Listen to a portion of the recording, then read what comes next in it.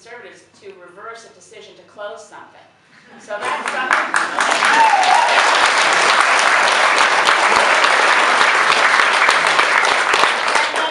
The other high point, well, it was, okay, well, one high point that I don't want to dwell on too much, but, okay, well, I mean, I'm pretty chuffed about it, was that the members of Parliament get to vote, and they ended up voting me Parliamentarian of the Year, which was quite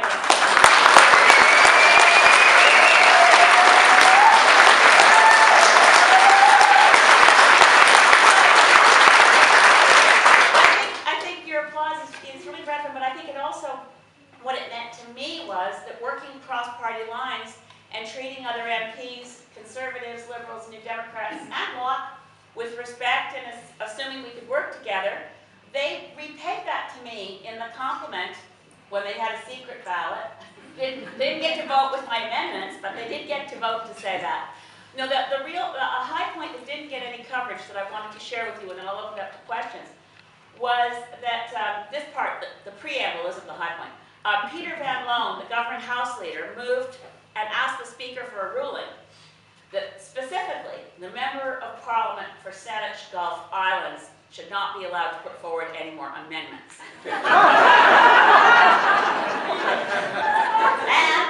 he proposed that since they didn't know how to legally do that, that the Speaker should create a new process in which all of my amendments would be bundled on any one bill. And then they would ask all members of the House to vote to see, sort of a straw poll, does anyone here think any of her amendments will pass? And if they were then to say no, then that would be it. They wouldn't have to debate my amendments, hear my amendments, and so on. So the high point was about 10 days later when the Speaker of the House ruled.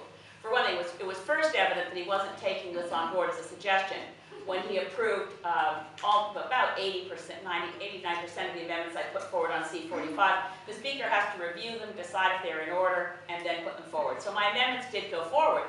But it was after the votes on C-45 when he ruled that that Parliament is a democracy.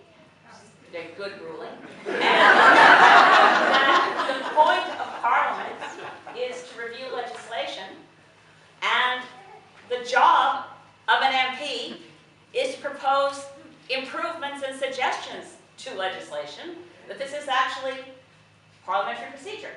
And the media, I loved it, like Katie O'Malley. I don't know how many of you follow Katie O'Malley on Twitter. If anybody who tweets, I recommend Katie O'Malley on Twitter. But anyway, she right away she called it a smackdown. The Speaker of the House had given Peter Van Loan a real smackdown.